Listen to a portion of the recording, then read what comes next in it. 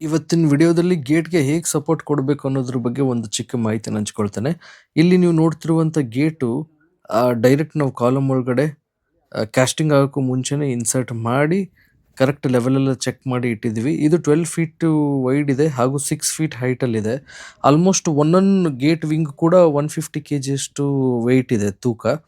ಇದು ನೀವು ನೋಡ್ಬೋದು ಕಾಲಮ್ ಕ್ಯಾಸ್ಟಿಂಗ್ ಆಗೋಕ್ಕೂ ಮುಂಚೆ ಈ ರೀತಿ ಅದಕ್ಕೆ 3 ಹಿಂಜ್ ಸಪೋರ್ಟನ್ನು ಗೇಟಿಗೆ ಕೊಟ್ಟಿದ್ದೀವಿ.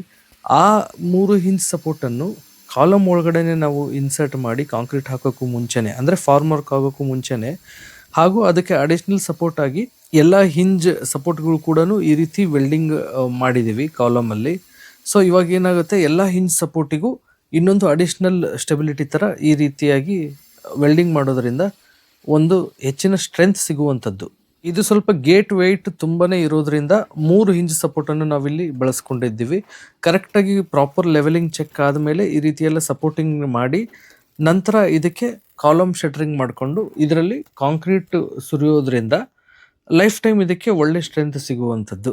ಯೂಶಲಿ ಏನಾಗುತ್ತೆ, ಕೆಲವೊಂದು ಕಡೆ ಗೇಟ್ ಕೂರಿಸುವಾಗ ಫಸ್ಟ್ ಕಾಲಮ್ ಹಾಕ್ಕೊಂಡ್ಬಿಟ್ಟು ನೆಕ್ಸ್ಟ್ ಕಾಲಮಲ್ಲಿ ಸ್ವಲ್ಪ ಒಡೆದು ನಂತರ ಅದಕ್ಕೆ ಗೇಟ್ ಸಪೋರ್ಟನ್ನು ಹಾಕಿ ವೆಲ್ಡಿಂಗ್ ಮಾಡುವಂಥದ್ದು ಆಗುತ್ತೆ. ಬಟ್ ಅದಕ್ಕಿಂತ ಇದು ತುಂಬ ಚೆನ್ನಾಗಿ ಬರುತ್ತೆ ವರ್ಕು ಹಾಗೂ ತುಂಬ ಸ್ಟ್ರೆಂತ್ ಕೂಡ ಇರುತ್ತೆ ಈ ರೀತಿ ಮಾಡೋದ್ರಿಂದ. ಇದರಲ್ಲಿ ಫೈನಲ್ ಔಟ್ಪುಟ್ ಹೇಗೆ ಬಂದಿದೆ, ನೆಕ್ಸ್ಟ್ ಗೇಟ್ ಎಲ್ಲ ಹೇಗೆ ಯೂಸ್ ಮಾಡಲಿಕ್ಕೆ ಅನುಕೂಲವಾಗಿದೆ ಅನ್ನೋದನ್ನು ನಾನು ನಿಮಗೆ ನೆಕ್ಸ್ಟ್ ವಿಡಿಯೋದಲ್ಲಿ ತಿಳಿಸ್ಕೊಡ್ತೇನೆ.